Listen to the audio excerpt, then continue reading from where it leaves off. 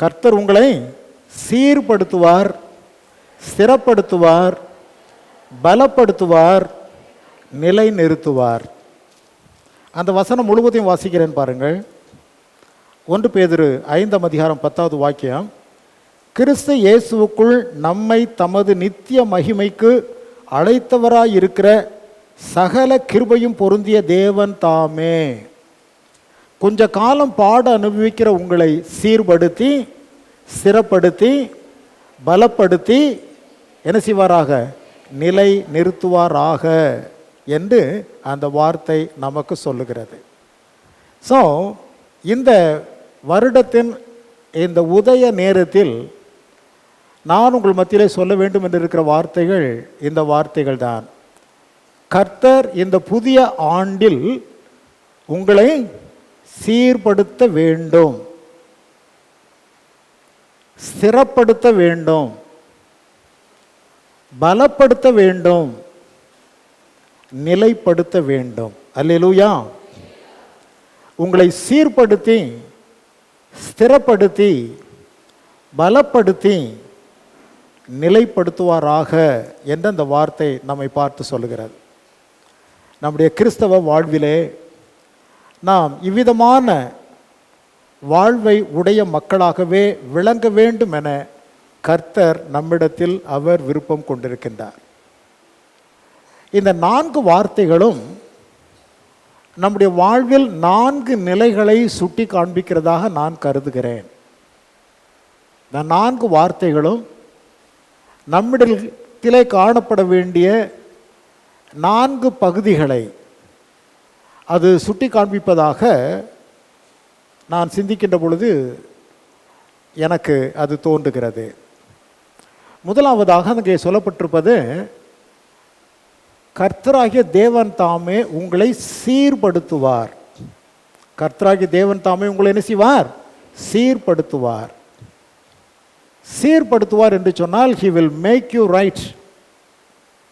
உங்களை நல்ல விதமான மக்களாக மாற்றுவார். சீர்படுத்துவது என்றால் அதுதான்.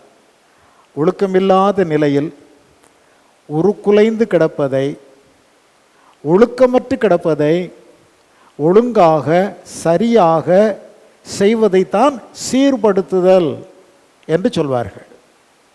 சபையின் வரலாற்றிலே ஒரு காலத்தை த பீரியட் ஆஃப் ரெஃபர்மேஷன் அப்படின்னு சொல்லுவாங்க. சீர்திருத்தல் காலம். அதுக்கு என்ன பேர்? சீர்திருத்தல் காலம். 1517ஆம் ஆண்டு அக்டோபர் மாதம் 31ஆம் தேதி ஜெர்மன் என்கிறதான நாட்டிலே ஒரு பட்டணத்தில் ஒருவர் அந்த நாளில் அன்றைக்கிருந்த திருச்சபையை சீர்படுத்த வேண்டும் என்பதற்காக ஒரு 91 ஷரத்துக்கள் அடங்கிய ஒரு கடிதத்தை தன்னுடைய ஆலயத்தின் கதவிலே ஒட்டினார் ஒரு போதகர். அவருடைய பெயர் தான் மார்ட்டின் லூதர் என்று சொல்லி நாம் அழைக்கின்றோம். அவர் அதில் ஒட்டின அந்த ஷரத்துக்கள் சபையிலே காணப்பட்டதான ஒழுக்கக்கேடுகளை அது சுட்டி காண்பித்தது. அதிலிருந்து சபையை சீர்திருத்த வேண்டும் என்பதற்காக அதை அவர் எடுத்து காண்பித்த காரணத்தினால் that was the beginning of the period of reformation என்று சொல்லப்படுகிறது. சீர்திருத்த காலத்தின் துவக்கம் அது. சீர்திருத்தல் என்றால் ஒழுங்கற்று கிடக்கிறதை என்ன செய்வது? சரிப்படுத்துவது. முதலாவதாக தேவன் நம்மிடத்தில் சீர்படுத்த வேண்டும் என்று விரும்புவது நம்முடைய தனிப்பட்ட வாழ்க்கையை. அந்த தனிப்பட்ட வாழ்க்கையோடு நம்முடைய குடும்ப வாழ்க்கை, தனிப்பட்ட வாழ்க்கையையும் குடும்ப வாழ்வையும் ஆண்டவராகிய தேவன் முதலாவது சீர்படுத்தி பார்க்க விரும்புகின்றார். அது சீரானதாக விளங்க வேண்டும். இன்றைக்கு கிறிஸ்தவத்திலே காணப்படுகிற ஒரு பெரிய குறைபாடு இதுவாகவே காணப்படுகிறது. கிறிஸ்தவர்கள் மத்தியிலே தான் அதிகமான விவாகரத்துகள் நடைபெறுகின்றன. கிறிஸ்தவர்கள் மத்தியிலே தான் அதிகமான ஒழுக்கக்கேடுகள் சொல்லப்படுகிறது. ஒரு காலத்திலே கிறிஸ்தவ மக்கள் என்று சொன்னால் ஒழுக்கத்தில் பெயர் பெற்றவர்கள் என்கிற நிலை இருந்தது. இன்றைக்கு அந்த நிலை மாறிக்கொண்டே இருக்கிறது. சத்ருவானவன் குடும்பத்தை சிதிலமடைய செய்ய, குடும்பங்களை சீரழித்து போடுவதற்கு இன்றைக்கு ரொம்ப முனைப்புடன் அவன் செயல்பட்டு கொண்டே இருக்கிறான். அவனுடைய மெயின் டார்கெட் எது என்று பார்த்தால் குடும்பங்கள், கிறிஸ்தவ குடும்பங்கள், தேவனை அறிந்த மக்களின் குடும்பங்கள். ஆகவே முதலாவது இந்த 2026ஆம் ஆண்டில் தேவன் எழுப்புதலை அனுப்ப வேண்டுமானால் நம்முடைய சபைக்குள்ளே, நம்முடைய குடும்பத்திலே, நம்முடைய வாழ்க்கையிலே தேவன் அவருக்கு பிரியமான எழுப்புதலை தர வேண்டுமானால் முதலாவது நம்முடைய தனிப்பட்ட குடும்ப வாழ்வு சீர்படுத்தப்பட வேண்டும். அல்லேலூயா. தனிப்பட்ட வாழ்க்கையிலே நாம் சீர்பட்ட மக்களாக விளங்கணும். ஏனென்றால் ஒரு சமுதாயத்தின் மத்தியிலே உன்னதமான தேவனின் ரட்சிப்பை அறிவிக்கும்படி அழைக்கப்பட்ட மக்கள் நாம். அந்தகாரத்தில் இருந்து ஆச்சரியமான ஒளியினிடத்திற்குள் வரவழைத்தவருடைய புண்ணியங்களை அறிவிக்கும்படிக்கு நாம் தெரிந்து கொள்ளப்பட்ட சந்ததியாய், பரிசுத்த ஜாதியாய், கர்த்தருக்கு சொந்த ஜனமாக அழைக்கப்பட்டிருக்கிறோம். ஆகவே மற்ற மக்களை குறித்து உலகம் கவலைப்படாது. நாம் பரிசுத்த ஜனம் என்றும் சொந்த தேவனுக்கு சொந்த ஜனம் என்றும் சொல்லிக் கொள்வதினாலே உலகத்தின் கண்கள் நம்மைத்தான் உற்று நோக்கி கவனித்து கொண்டே இருக்கும். நாம் எங்கே போகிறோம், எங்கே நிற்கிறோம், யாரோடு பேசுகிறோம், என்ன செய்து கொண்டிருக்கிறோம், இவை எல்லாவற்றையும் உலகத்தின் கண்கள் மிக உன்னிப்பாய் கவனித்து வருகிறது. 2025ஆம் ஆண்டில் நம்ம எப்படி இருந்தோமோ, ஒருவேளை நம்முடைய வாழ்க்கையின் மூலம் தேவனுடைய நாமம் மகிமைப்பட்டதா, இல்லை தேவனுடைய நாமம் நம்மால் மகிமை குறைச்சல் ஆனதா என்பதை நம்முடைய இருதயம் அறியும், நம்முடைய உள்ளத்திற்கு தெரியும். ஆகவே தேவ சமூகத்தில் அமர்ந்திருக்கிறனா இந்த புதிய ஆண்டிலே கணவனாக, மனைவியாக, பிள்ளைகளாக முதலாவது குடும்பத்தை நாம் சீர்படுத்த வேண்டும். அல்லேலூயா. குடும்பம் தான் தேவனுடைய பார்வையில் ஒரு பேசிக் யூனிட். வேதத்தில் ஒரு கேள்வி உண்டு, அவரிடத்தில் ஆவி பரிபூரணமாய் இருந்ததல்லவா, அவர் ஏன் ஒருவனை படைத்தார்? அவர் ஏன் ஒருவனை படைத்தார்? நினைச்சிருந்தா ஒரு 1,00,000 ஆதாம்களை படைத்திருக்கலாம், ஒரு 1,00,00,000 ஆதாம்களை, ஏவாள்களை படைத்திருக்கலாம். ஆனால் கேள்வி கேட்கிறது வேதம், அவருக்குள்ளே ஆவி பரிபூரணமாய் இருந்ததே, பின்ன ஏன் அவர் ஒருவனை படைத்தார்? தேவனுக்கு பயந்த ஒரு சந்ததியை பெற வேண்டும் என்பதற்காகவே. அல்லேலூயா. தேவனுக்கு பயந்த ஒரு சந்ததியை பெற்றெடுத்து அந்த சந்ததியின் மூலம் இந்த உலகத்தை நிரப்ப வேண்டும் என்பதற்காக தேவன் ஒருவனை படைத்தார். அந்த ஒருவனும் தவறி போனான். ஆகவேதான் அந்த ஒருவன் மூலம் தேவ சந்ததி இந்த உலகத்தை நிரப்பும் என்று எண்ணி இருக்க, அவன் மூலமாய் பாவ சந்ததி இந்த உலகத்தை நிரப்பி போட்டது. ஆகவே பாவ சந்ததியாய் விளங்கிவிட்ட மனிதர்களை மீட்டெடுத்து மீண்டும் பரிசுத்த சந்ததியாய் மாற்ற வேண்டும் என்பதற்காக இறைவனே பிரஜாபதி ஆக்ஞ, அந்த இறைவனே தம்மை தாமே பலியிடும்படியாக இந்த பூமியிலே இறங்கி வந்தார். பரிசுத்தராகிய அவர் சிந்தின அந்த ரத்தம் இன்றைக்கு நம்மை ரட்சிக்கிறது. ஒரு மனிதனுடைய பாவம் எப்படி முழு உலகத்தையும் பாவத்திற்குள் அடைத்து போட்டு விட்டதோ, ஆதாம் என்கிற ஒரு மனிதன் செய்த பாவத்தினாலே அவருடைய பாவ வித்து உலகத்தில் இருக்கிற எல்லா மனிதரையும் பாவத்திற்குள் அமிழ்த்தி போட்டு விட்டது. 2ஆம் ஆதாமாக கிறிஸ்துவானவர் வெளிப்பட்டார். வேதம் சொல்லுகிறது, மரண பரியந்தமும் அவர் தேவனுக்கு கீழ்ப்படிந்தவராகி தம்மை தாமே வெறுமையாக்கி சிலுவையிலே அவர் மரித்தார், தமது ரத்தத்தை சிந்தினார். எப்படி ஒரு மனிதனுடைய பாவத்தினால் உலகம் பாவத்திற்குள் ஆயிற்றோ, அதுபோல ஒரே நீதிமானுடைய ரத்தத்தினாலே அவரை விசுவாசித்து ஏற்றுக்கொள்ளுகிற மக்கள் அனைவரும் நீதிமான்கள் ஆக்கப்படுகிறார்கள். அல்லேலூயா. ரோமர் 5ஆம் அதிகாரத்தில் 12வது வாக்கியத்தின் அந்த வல்லமையான கேள்வி அதுதான். பார்த்து கொள்ளுங்கள். ரோமர் 5ஆம் அதிகாரத்திலே பாருங்கள். ரோமருக்கு எழுதப்பட்ட அந்த நிருபத்தில் 5ஆம் அதிகாரம் 12வது வாக்கியம் அந்த வல்லமையான காரியத்தை எடுத்து உரைக்கிறது. இப்படியாக ஒரே மனுஷனாலே பாவமும் பாவத்தினாலே மரணமும் உலகத்திலே பிரவேசித்தது போலவும் எல்லா மனுஷரும் பாவம் செய்தபடியால் மரணம் எல்லாருக்குள்ளும் வந்தது போலவும் இதுவும் ஆயிற்று. ஆகவே 19ஆம் வசனத்திலே அன்றியும் ஒரே மனுஷனுடைய கீழ்ப்படியாமையினால் அநேகர் பாவிகள் ஆக்கப்பட்டது போல ஒருவருடைய கீழ்ப்படிதலினாலே அநேகர் நீதிமான்கள் ஆக்கப்படுவார்கள். அதற்காகவே ஆண்டவர் இந்த உலகத்திலே வந்தார்.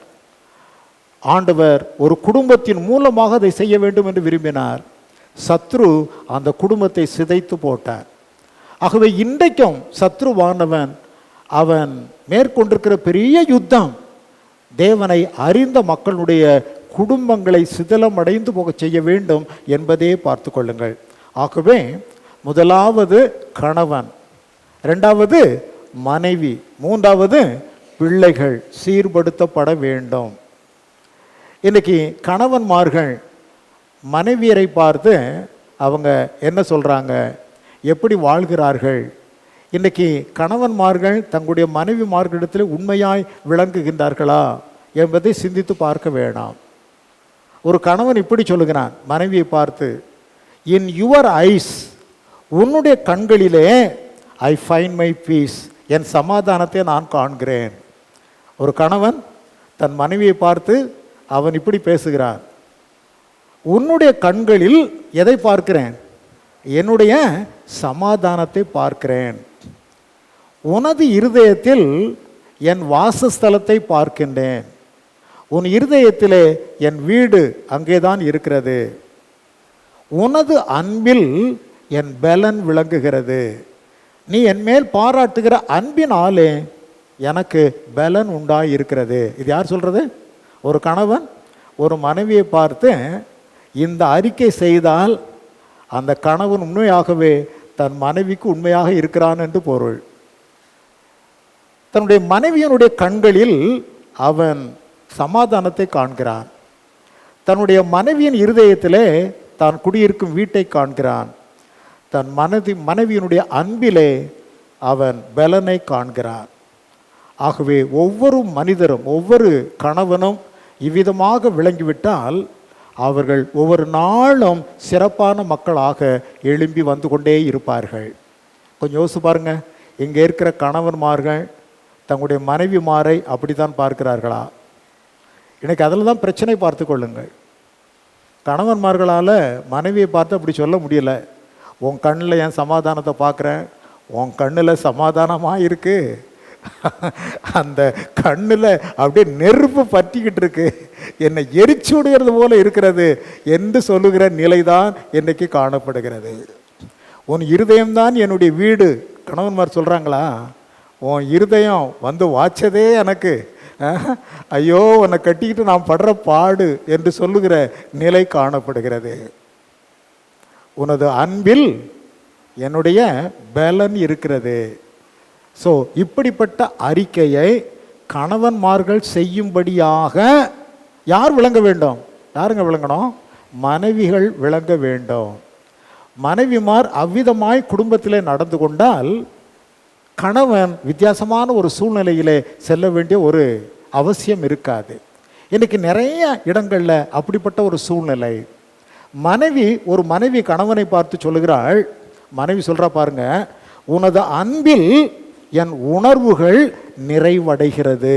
மனைவி கணவனை பார்த்து சொல்கிறா, உனது அன்பில், கணவனுடைய அன்பில் என் உணர்வுகளெல்லாம் நிறைவடைகிறது. சொல்கிறாங்களா? இன்றைக்கு இருக்கிற கணவன்மாரை பார்த்து மனைவிமார் இப்படி சொல்கிறாங்களா?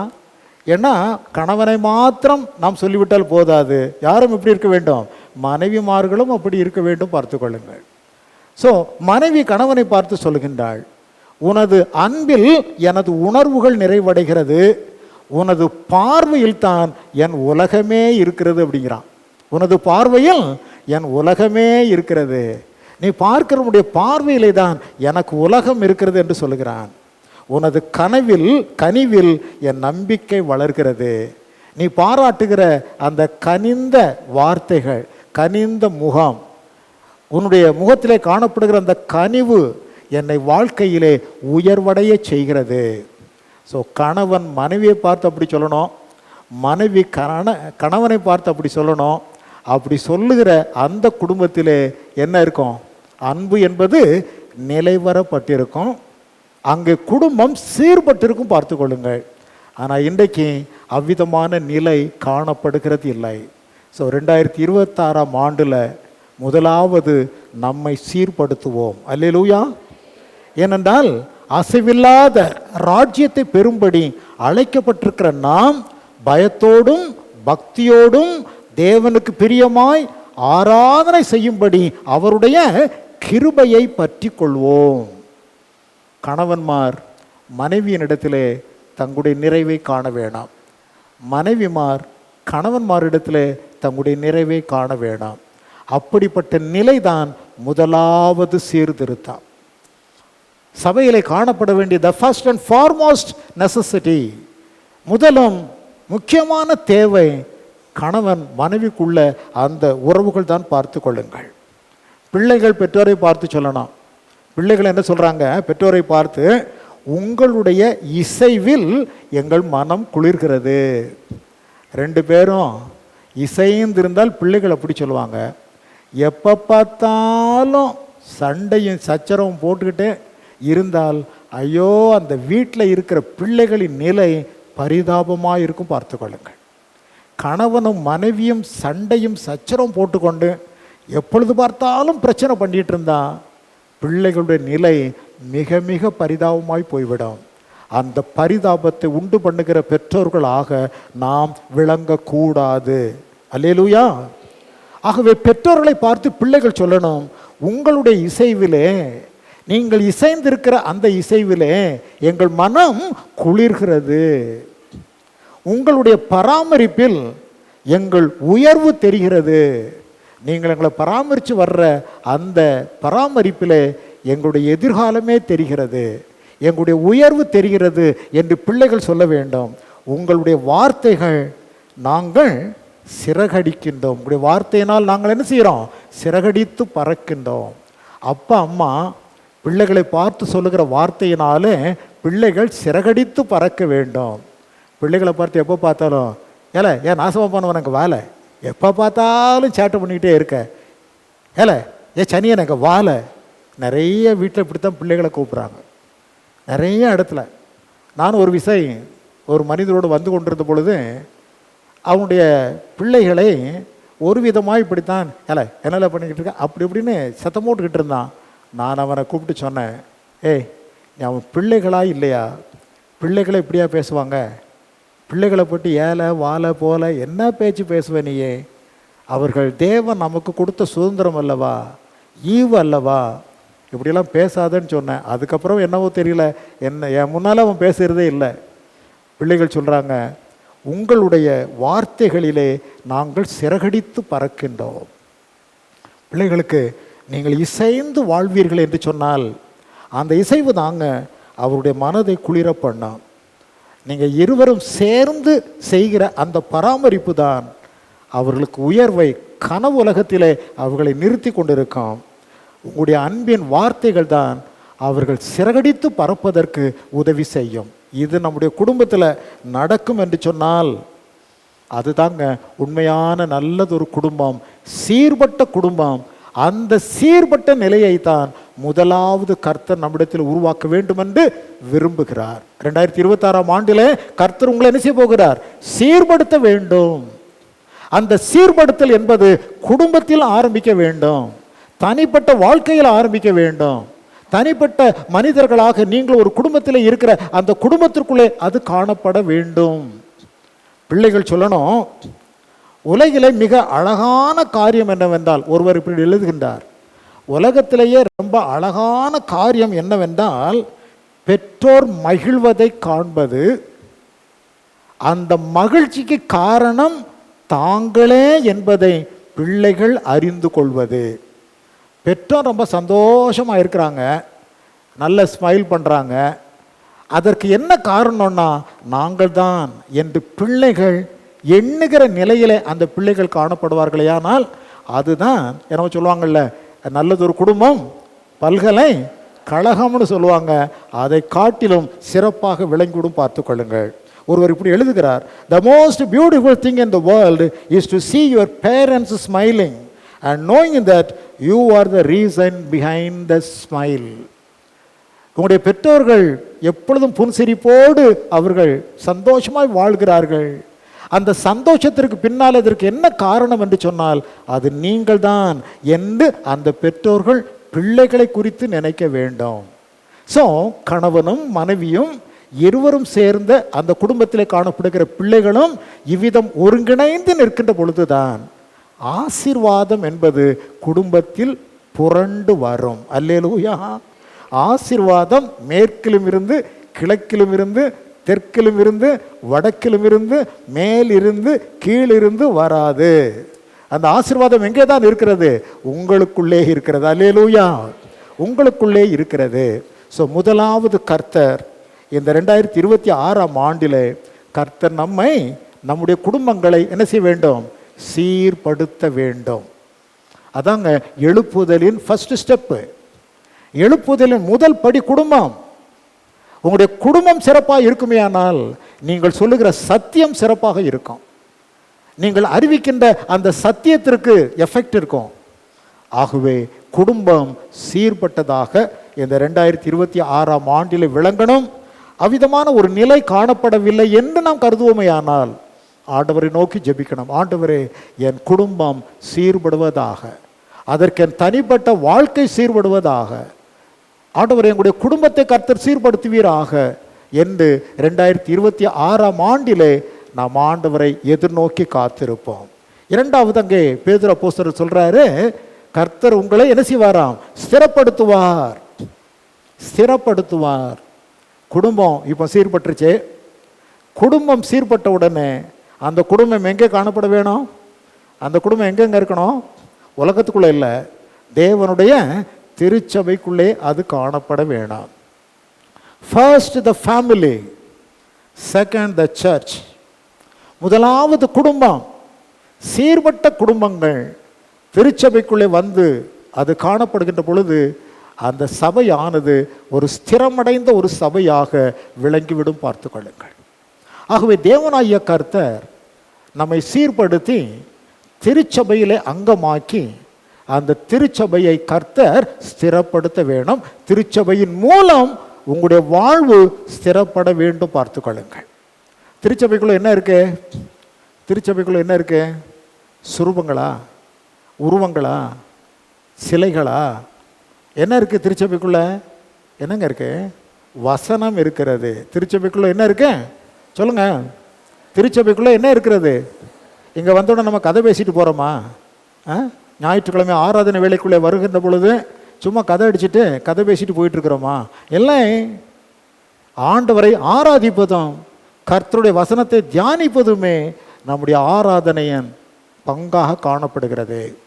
2 மணி நேரம் நாம் அமர்ந்திருக்கின்றோம். அவர் service is a balanced one. 1 hour கர்த்தரை பாடி நாம் ஆராதிக்கின்றோம். 1 மணி நேரம் கர்த்தருடைய வார்த்தையை தியானிக்கின்றோம். No compromise. சும்மா 1.5 மணி நேரம் 1.25 மணி நேரம் அது இதுன்னு சொல்லி ஆடிக்கிட்டு கடைசியில் ஒரு 10 நிமிஷம் வசனத்தை சொல்லி என்னமோ சொல்லி அனுப்புகிற ஆராதனை அல்ல நம்முடைய ஆராதனை. It is a balanced service. 1 மணி நேரம் கர்த்தரை பாடி துதித்து ஆராதிக்கின்றோம். 1 மணி நேரம் கர்த்தருடைய வசனத்தை தியானிக்கின்றோம். No compromise.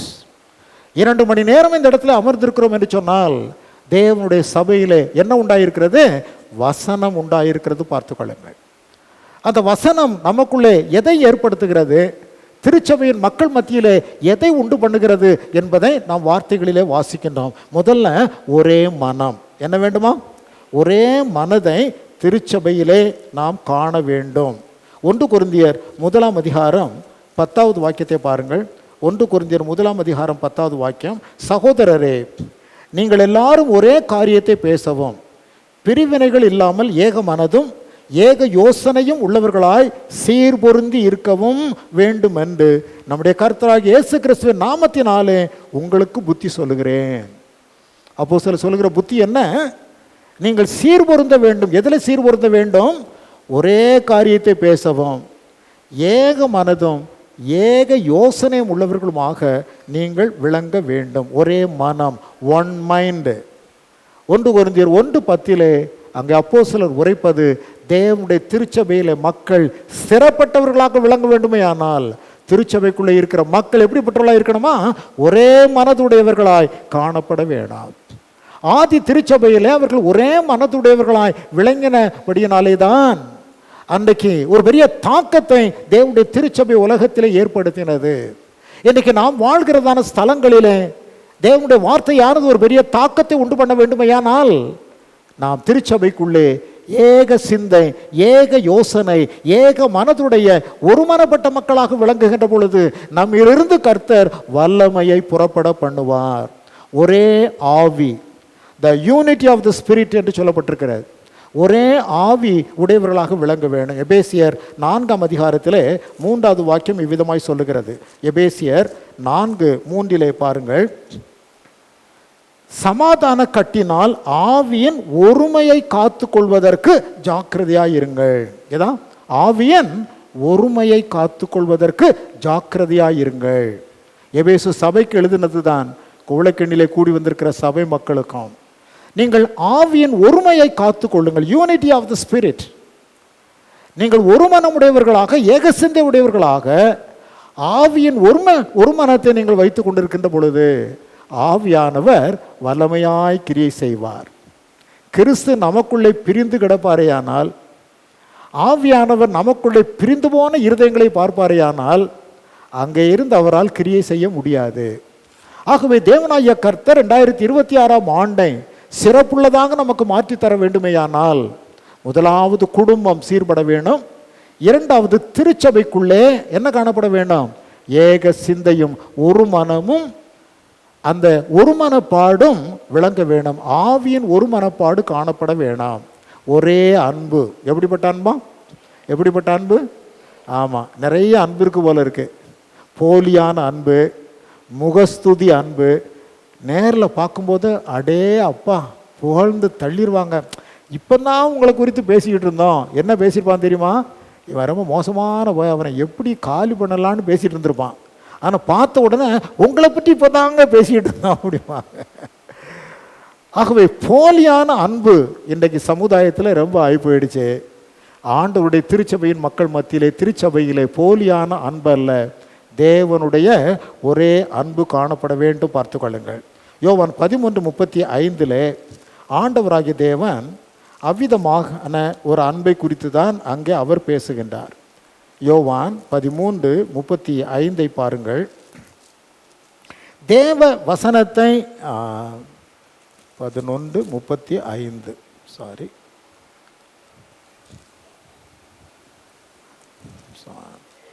யோவான் 13:35 நீங்கள் ஒருவரில் ஒருவர் அன்புள்ளவர்களாய் இருந்தால் அதனால் நீங்கள் என்னுடைய சீஷர்கள் என்று எல்லாரும் அறிந்து கொள்வார்கள். நீங்கள் ஒருவரில் ஒருவர் சபைக்குள் அன்புள்ளவர்களாய் இருந்தால் நீங்கள் கிறிஸ்துவின் சீஷர்கள் என்று சொல்லி எல்லாரும் என்ன செய்வாங்களாம்? அறிந்து கொள்வார்கள். ஸோ ஜனங்கள் நம்முடைய வார்த்தைகளை கேட்டு திருச்சபைக்குள்ளே வர வேண்டுமையானால் உள்ளே இருக்கிற மக்கள் எப்படி இருக்கணும்? ஒரு மனமுடையவர்களாக, ஒரே ஆவி உடையவர்களாக, ஒரே அன்பு உடையவர்களாக விளங்க வேண்டும். அப்பொழுது ஜனங்கள் எல்லாரும் இவர்கள் தேவ அன்பை கொண்டிருக்கிற மக்கள் என்று சொல்லி அறிந்து நம்மிடத்தில் வருவார்கள். அது மாத்திரம் அல்ல, இவங்க எப்படி இருக்கணுமா? ஒரே சரீரமாக இருக்க வேண்டுமா? எவ்வளவு ஆழமான வார்த்தைகள் பாருங்கள். ஆவி, மனம், இன்னும் அன்பு. அது மாத்திரமல்ல, சரீரமும் ஒரே சரீரமாய் காணப்பட வேணாம். இங்கே இருக்கிற அத்தனை பேரும் எப்படி இருக்கணுமா? ஒரே சரீரமாக. அதை ஒற்றுருவம் அல்ல, அது ஒற்றுருவம் அல்ல, எல்லாரும் ஒரே ஆளாக மாறிடுறதல்ல, ஒரு மனம். அந்த ஒரு மனம் என்கிற அந்த நிலை நமக்குள்ளே காணப்பட வேணும். மனங்கள் அநேகம்தான், ஆனால் எல்லாம் ஏக சிந்தை உடையதாக இந்த சரீரம் ஒரே சரீரம் போன்று அது விளங்க வேணும். அது கணவனுக்கும் மனைவிக்குமாக ஆண்டவர் உரைத்தார். ஆதாம் அங்கே இருக்கின்றார், அயர்ந்த நித்திரை. விழாவிலிருந்து ஒரு எலும்பை எடுத்தாயிட்டு அந்த எலும்பை எடுத்து ஏவாளாக உருவாக்கி விட்டார். ஏவாளை கொண்டு வந்து ஆதாமினிடத்தில் ஆண்டவர் ஒப்படைக்கின்றார்.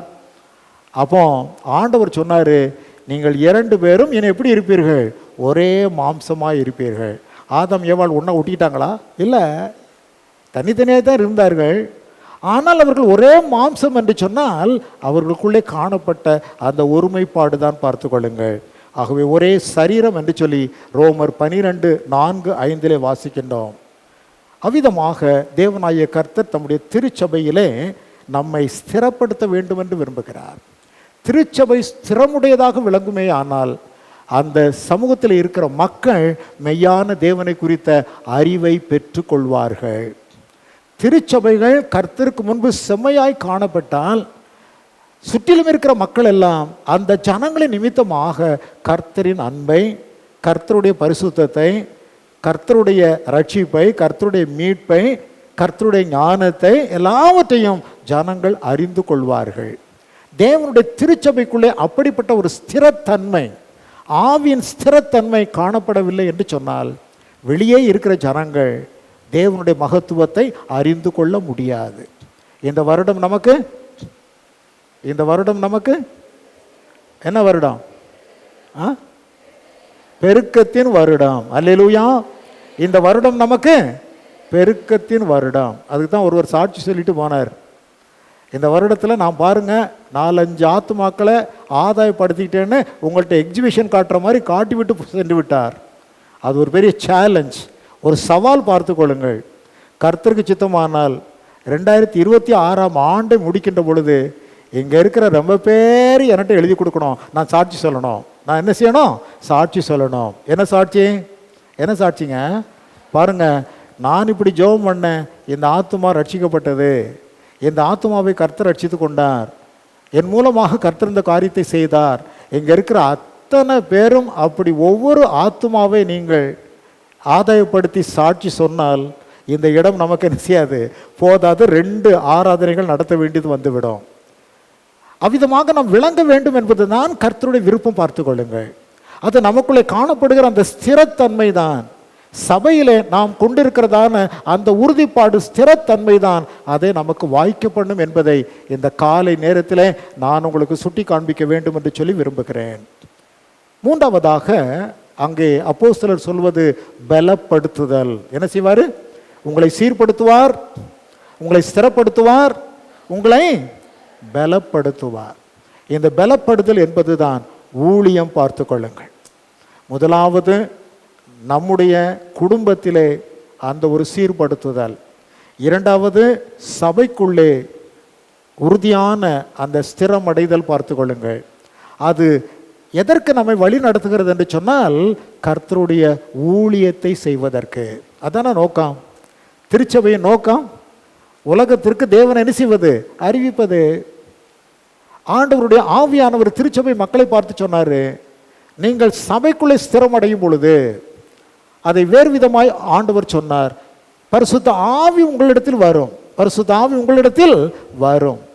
அப்போஸ்தலர் 1:8 சொன்னார், பரிசுத்த ஆவி உங்களிடத்தில் வரும் பொழுது நீங்கள் பலன் அடைந்து நீங்கள் என்ன செய்வீர்கள்? பலன் அடைவீர்கள்.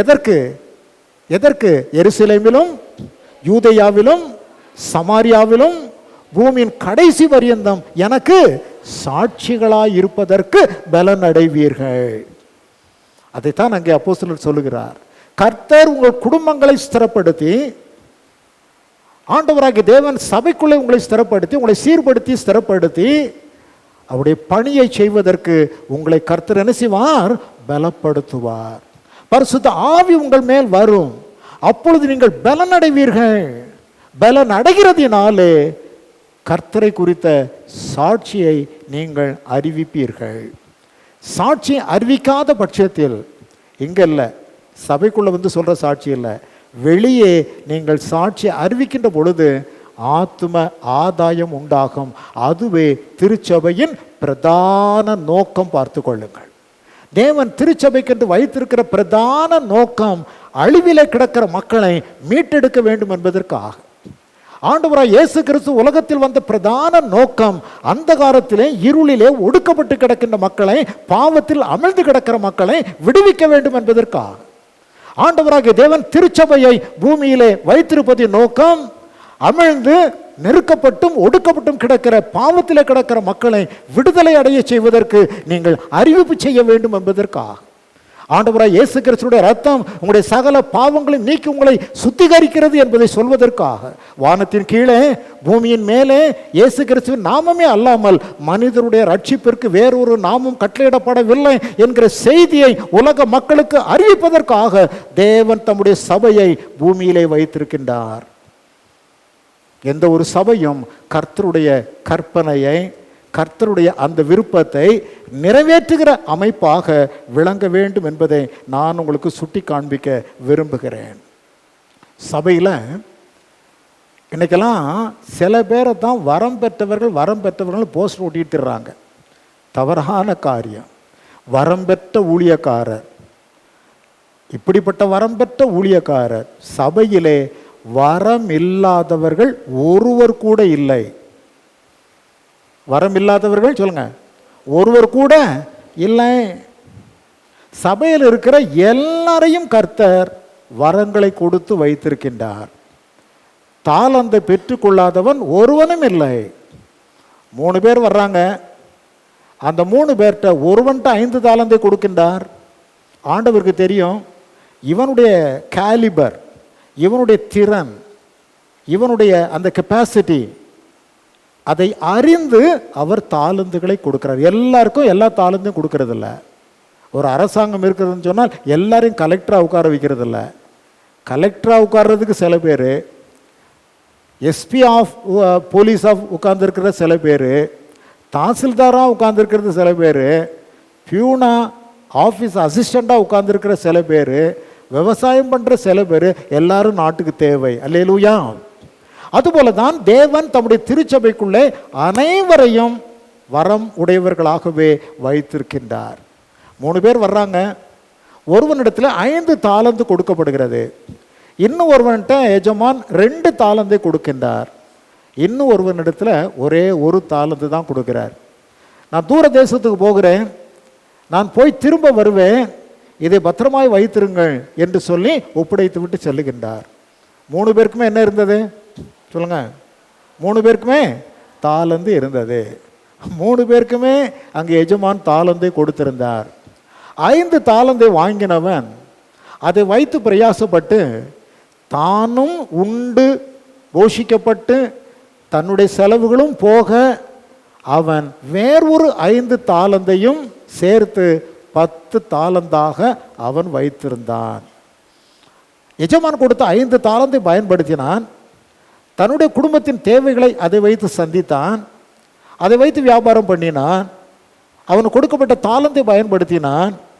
அதோடு வேறு 5 தாளந்தையும் வைத்து எஜமானு கொடுக்க வேண்டும் என்று சொல்லி அவன் காத்து கொண்டிருந்தான். அதே போல 2 தாளந்தை வாங்கினவன் அவனும் உழைத்தான். அந்த 2 தாளந்தை வைத்து வியாபாரம் பண்ணினான் அல்லது தொழில் செய்தான். அவனும் போஷிக்கப்பட்டது போக வேறு ஒரு 2 தாளந்தையும் அவன் சம்பாதித்து எஜமானுடைய வருகைக்காக காத்து கொண்டிருந்தான். 1 தாளந்தை வாங்கினவன் என்ன பண்ணான் தெரியுமா? எஜமான் அங்கிட்டு தான் போயிருப்பார். இவன் போனான், ஒரு குழியை தோண்டினான், அந்த 1 தாளந்தை போட்டு புதைச்சான், அப்படியே மூடி வச்சுட்டான். என்னைக்கு இருந்தாலும் அந்த எஜமான் வருவார். அவன் பயங்கரமான ஆள், பொல்லாத ஆள், விதைக்காத இடத்துல அறுக்கிறவர், விதைக்காத இடத்துல தெளிக்காத இடத்துல என்ன செய்வார்? சேர்க்கிறவர், கடினமுள்ள மனுஷன். அதனால அவர் தாளந்தை நாம் அப்படியே பத்திரமா புதைச்சி வச்சுருப்போம்னு புதைச்சி வைத்திருந்தார். எஜமான் தூர தேசத்திலிருந்து ஒரு நாள் கொஞ்ச நாள் கழித்து வந்தார். வந்தவுடனே 3 வேலைக்காரர்களும் கூப்பிட்டாரு. தாளந்துகளை கொண்டாங்கப்பா, நான் கொடுத்துட்டு போனேன், தாளந்துகளை கொண்டாங்க. 5 தாளந்தை வாங்கினவன் 5 கொண்டு வந்து கொடுத்து விட்டு, எஜமானே இதை வைத்து நானும் பிழைத்தேன், இதோ வேறு ஒரு 5 தாளந்தையும் நான் சம்பாதித்து வைத்திருக்கிறேன், இந்தாங்கன்னு சொல்லி 10 தாளந்தை கொடுத்தான். 2 தாளந்தை வாங்கினவனும் அதே போல நான் இதை வைத்து பிழைத்து கொண்டேன், வேறு ஒரு 2 தாலந்தையும் சம்பாதித்து வைத்திருக்கிறேன், கொண்டு வந்து கொடுத்தான். இந்த 1 தாலந்தை வாங்கினவன், நீர் பயங்கரமான ஆளு, நீர் விதைக்காத இடத்துல அறுப்பீர், தெளிக்காத இடத்தில் சேர்ப்பீர், கடின மனதுள்ள மனிதன் என்று நான் அறிந்து உம்முடைய தாளந்தை பத்திரமா புதைச்சி வச்சிருக்கிறேன். உடனே எஜமானுக்கு என்ன வந்தது? கோபம் வந்தது. ஏண்டா, இந்த 1 தாளந்தை வட்டிக்காரன்ட்ட கொடுத்துருந்தான்னா, யார்கிட்ட? வட்டிக்காரன்ட்ட கொடுத்துட்டு போயிருந்தான்னா எனக்கு கூட 1 தாளந்து என்ன செஞ்சுருக்கோம்? வட்டியாக கிடச்சிருக்கோம். அதுவும் இல்லாமல் புதைத்து போட்டு என்ன கொடுமைக்காரன்னு வேற சொல்கிறியா? இவனை பிடித்து கொண்டு போய் புறம்பான இருளிலே போடுங்க. அந்த 1 தாலந்தையும் எடுத்து 5 தாலந்து உள்ளவனிடத்திலே கொடுங்கள். உள்ளவன் எவனோ அவனுக்கு கொடுக்கப்படும், இல்லாதவன் எவனோ அவனிடத்திலிருந்து உள்ளதும் என்ன செய்யப்படும்? எடுத்துக்கொள்ளப்படும் என்று சொல்லப்பட்டது பார்த்து கொள்ளுங்கள். ஸோ சபையிலே தாலந்து இல்லாத மக்கள் யாரும் இல்லை. ஒரே ஒரு வசனத்தை நான் உங்களுக்கு சுட்டி காண்பிக்கலாம். 1 பேதுரு 4ஆம் அதிகாரத்தில், 1 பேதுரு 4ஆம் அதிகாரம், இங்கே பாருங்கள், 10 முதல் 11 வரையிலும் அவனவன் பெற்ற வரத்தின்படியே. எப்படி சொல்லுங்க, எல்லாரும் சொல்லுங்க. அவனவன் சபையில் இருக்கிற சில பேர் பெற்ற வரத்தின்படியே, கொஞ்சம் பேர் பெற்ற வரத்தின்படியே, அப்படியே சொல்றாரு. என்ன சொல்றாரு? அவனவன் பெற்ற வரத்தின்படியே. அப்போ திருச்சபையில் இருக்கிற ஒவ்வொருவருக்கும் தேவன் வரத்தை பகிர்ந்து கொடுக்கிறார். நீங்கள் பற்பல கிருபை உள்ள ஈவுகளை பகிர்ந்து கொடுக்கும் நல்ல உக்கிரானக்காரர் போல ஒருவருக்கொருவர் உதவி செய்யுங்கள். போதிக்கிற வரத்தை பெற்றவன் போதிக்க கடவன், உதவி செய்யும் வரத்தை பெற்றவன் உதவி செய்ய கடவன், அவனவனுக்கு என்ன வரம் கொடுத்திருக்கிறதோ அதன்படி கிரியை செய்ய கடவர்கள் என்று சொல்லி அங்கே சொல்லப்பட்டிருக்கிறது. எபேசியர் 4:7 அதைத்தான் அப்போஸ்தலர் பவுல் மிக அருமையாய் சொல்லுகிறார். எல்லாருக்கும் அவனவனுக்குரிய அவசியத்தின்படியே வரங்கள் பகிர்ந்து கொடுக்கப்பட்டிருக்கிறது. அவனவனுடைய பிரயோஜனத்திற்கென்று வரங்கள் கொடுக்கப்பட்டிருக்கிறது. ஸோ திருச்சபையில் இருக்கிற மக்களாகிய நாம் தேவன் நமக்கு கொடுத்திருக்கிற வரங்களை பயன்படுத்தினால், சொல்லுங்க, தேவன் எனக்கு கொடுத்திருக்கிற வரத்தை முதல்ல அறிந்து கொள்ளணும்.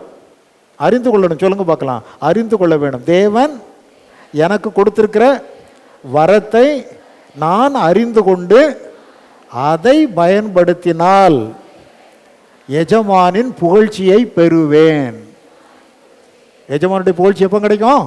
தேவன் நமக்கு கொடுத்திருக்கிற வரத்தை அறிந்து அதை பிரயோஜனப்படுத்துகின்ற போது, தேவனுடைய ராஜ்யத்திற்கும் தேவனுடைய நாமத்தின் மகிமைக்கும் பிரயோஜனப்படுத்தும் போது நாம் ஆண்டவருடைய அங்கீகாரத்தை என்ன செய்வோம்? பெற்றுக்கொள்வோம். அவருடைய கிருபையை பெறுவோம். பார்த்து கொள்ளுங்கள்.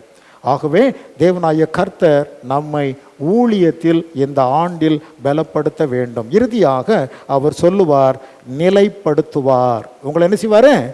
நிலைப்படுத்துவார். நிலைப்படுத்துவார். நிலைப்படுத்துதல் என்பது வாழ்க்கையிலே காணப்பட வேண்டிய மகிழ்ச்சியும் சந்தோஷமும். மகிழ்ச்சியும் சந்தோஷமும். தேவனாய கர்த்தர் நம்முடைய வாழ்க்கையிலே மகிழ்ச்சியையும் சந்தோஷத்தையும் தருவதற்கு அவர் விருப்பமுள்ளவராக இருக்கின்றார். பிலிப்பியர் 4ஆம் அதிகாரத்தில் 1வது வசனத்தை வாசிக்கிறேன் பாருங்க. ஆதலால் எனக்கு பிரியமும் வாஞ்சையுமான சகோதரரே, எனக்கு சந்தோஷமும் கிரீடமும் ஆனவர்களே, பிரியமானவர்களே, இந்தப்படியே கர்த்தருக்குள் நிலைத்திருங்கள். அல்லேலூயா.